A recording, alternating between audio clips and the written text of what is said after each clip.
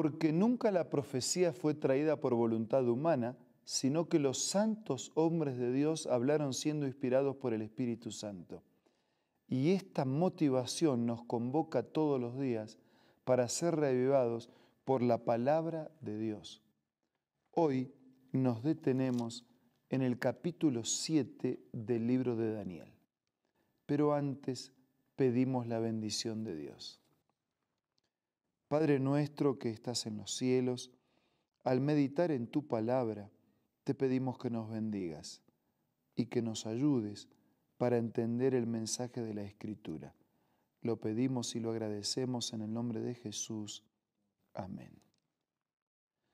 El capítulo 7 de Daniel es uno de esos capítulos que presentan cuadros proféticos y también escatológicos, es decir, que no solamente nos involucran hoy hacia atrás en la historia, sino también hacia el futuro, hacia adelante.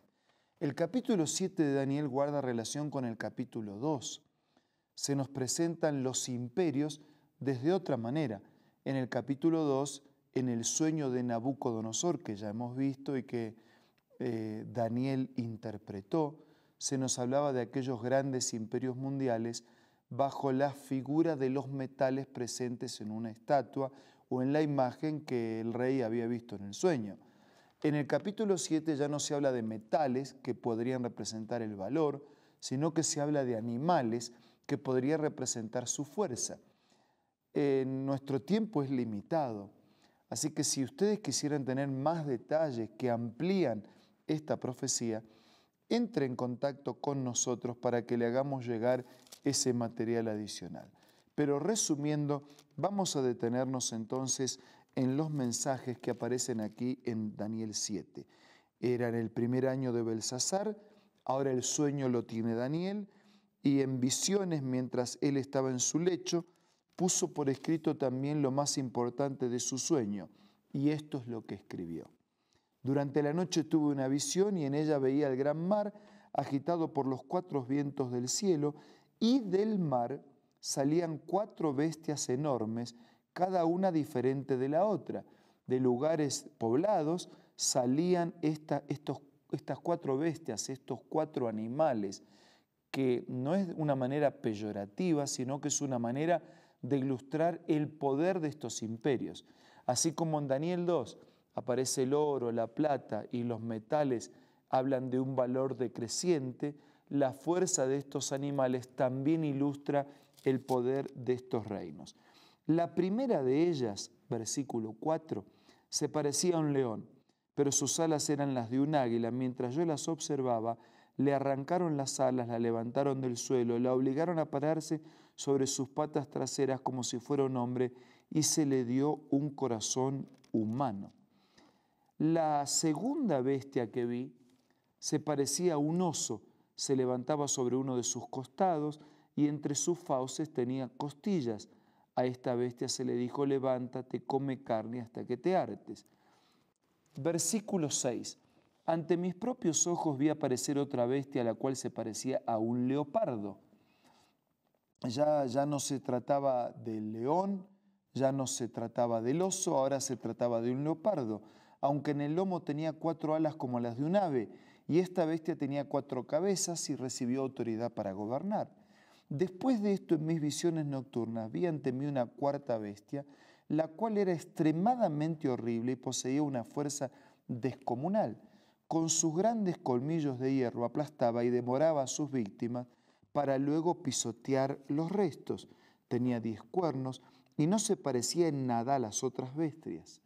Mientras me fijaba en los cuernos, vi surgir entre ellos otro cuerno más pequeño, es decir, un poder que iba a surgir de este 4º poder.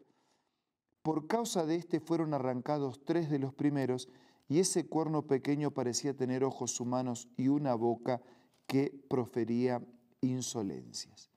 Guardando así el paralelismo y la relación, nos encontramos aquí con los mismos imperios que ya fueron detallados y reseñados en la explicación del sueño del capítulo 2. Ahora, ¿por qué Dios a través de sueños? Porque era una manera gráfica e ilustrada de ayudar a entender un mensaje que graficaba el devenir de la historia. Así que bajo la figura de estos animales nos encontramos con los mismos imperios mundiales del capítulo 2. El primero es Babilonia, el segundo es la coalición de los medos y de los persas, el tercero es Grecia y el cuarto es Roma. Ahora miren versículo 9. Mientras yo observaba esto, se colocaron unos tronos y tomó asiento un venerable anciano. Su ropa era blanca como la nieve, su cabello blanco como la lana, su trono con sus ruedas centelleaban como el fuego, y de su presencia brotaba un torrente de fuego. Miles y millares le servían, centenares de miles lo atendían. Al iniciarse el juicio, los libros fueron abiertos. Hay una escena de juicio y la figura de un anciano de días que representa al juez. Quiere decir que ese devenir de la historia, esos imperios mundiales que después resultarían en divisiones, nunca más después de ese cuarto imperio mundial universal, no hubo un quinto, habría divisiones y así llegaríamos hasta el final de los tiempos, hasta el día en que el juez haría un juicio definitivo y en lugar de los reinos terrenales instauraría un reino definitivo que es el reino de Dios. Versículo 11. Daniel quedó asombrado por causa de las grandes insolencias que profería ese cuerno, ese poder político, religioso que surgía de ese cuarto poder mundial. Seguí mirando hasta que esta bestia la mataron, la descuartizaron, echaron los pedazos al fuego ardiente. A las otras le quitaron el poder, aunque las dejaron vivir por algún tiempo. Si cada imperio tuvo un tiempo determinado, pero dejó de existir, en su lugar le sucedió otro.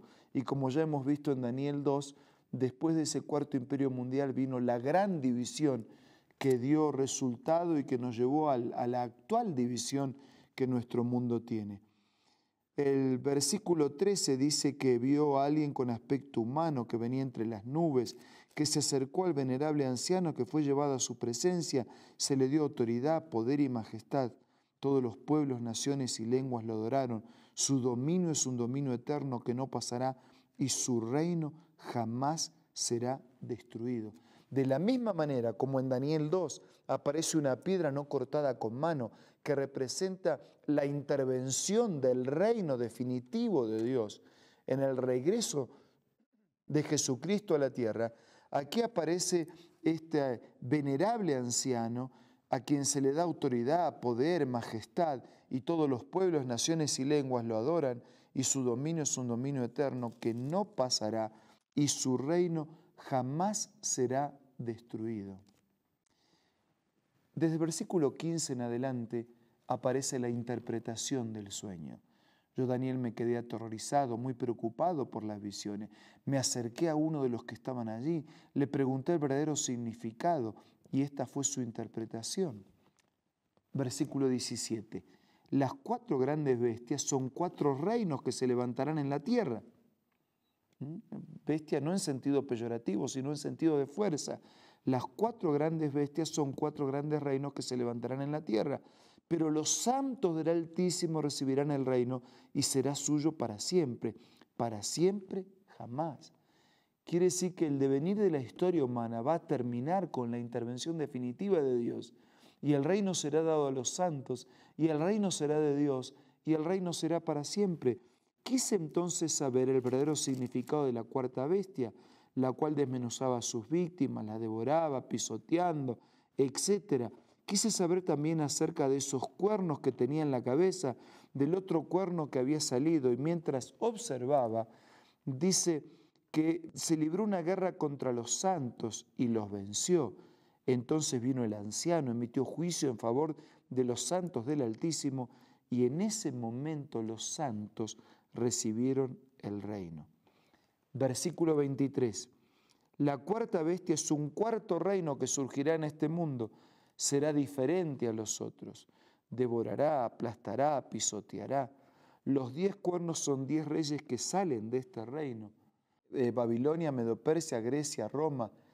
Cuando Roma cae, queda dividida en los 10 reinos que dio esa división la que llevaría después a la actual división de los estados europeos.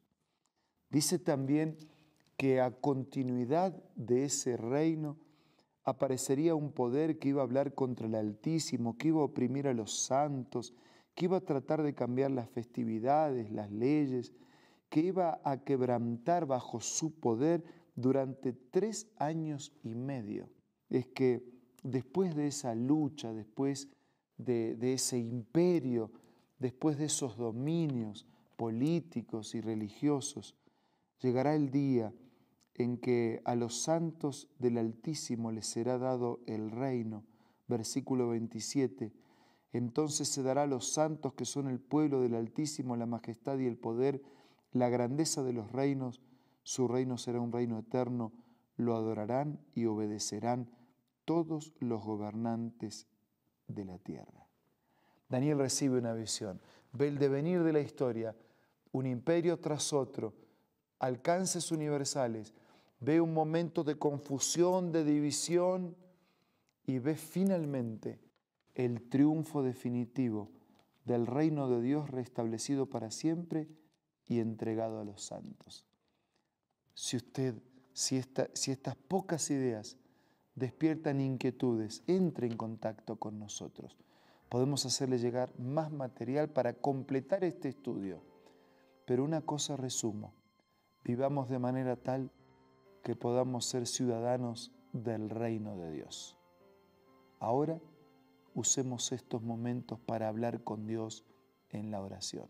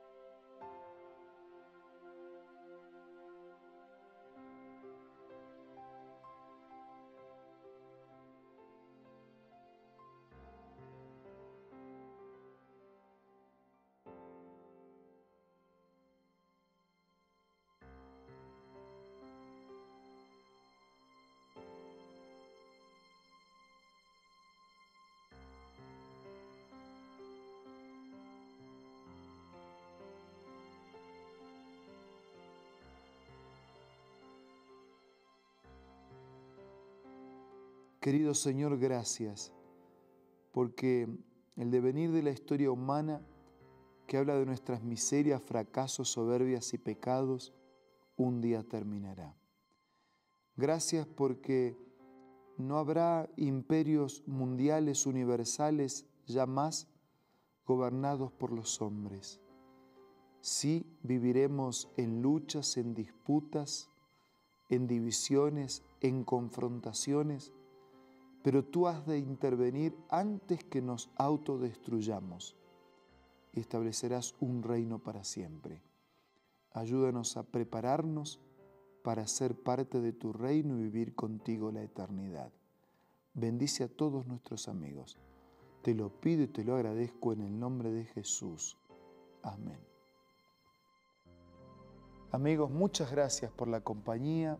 Dios les bendiga. Tengan el mejor de los días. Nos reencontramos mañana, si Dios quiere.